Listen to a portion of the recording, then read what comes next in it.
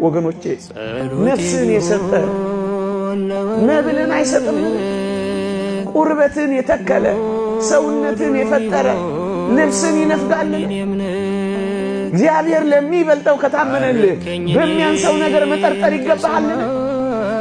ፍጠረኝ ሳትለው ፈጥሮሃል ካለ መኖር ወደ መኖር አምጥቷል ያላሰብከውን ነገር አምጥቶ ሰጥቶሃል በጸጋ አክብሮሃል ታዲያ ፍንጥሬ ኩባያ ውሃ እኔንና አንተን ይነፍገናል ለዚህ እኮ ነው አይበልጥም ወይ ይላል የሚበልጠውን ከሰጣችሁ የሚያንሰውን ነገር ነፍጋችኋለሁ ወይ እኮ ነው የሚለው ወገኖቼ ለሚበልጠው የታመነልህ በሚያንሰው ነገር እንዴት ተጠረጥሩኛላችሁ ነው እኮ የሚለው ለዚህ እኮ ነው ነፍስን የሰጠ ምግብ መስጠት ይሳነዋል ወይ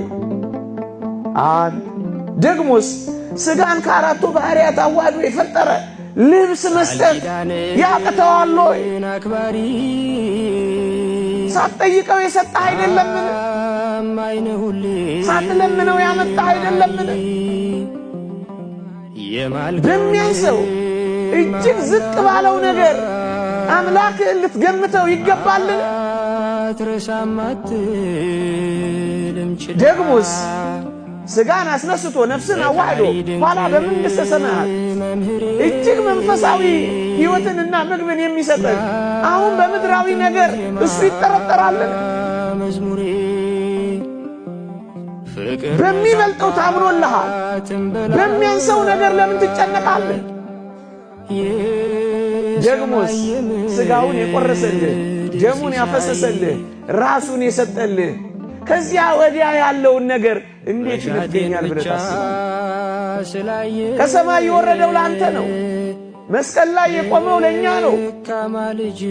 ስጋውን መብል ደሙን መጠጥ አድርጎ የሰጠን ብቃት የመቼ ሆነና ምግብ ለብስ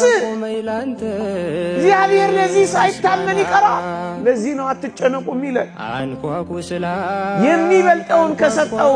ግድ የለም በሚያንሰው ነገር አትጠርጥረኝ ታመነኝ የሚለን እኮ ለዚህ ነው ወገኖቼ ምድርን ያመናትን ያክል እንኳን እግዚአብሔርን እኮ ማመን አቅቶናል በምድር ላይ የምንሽከረከረውን ያክል እንኳን እግዚአብሔርን መታመን አቅቶናል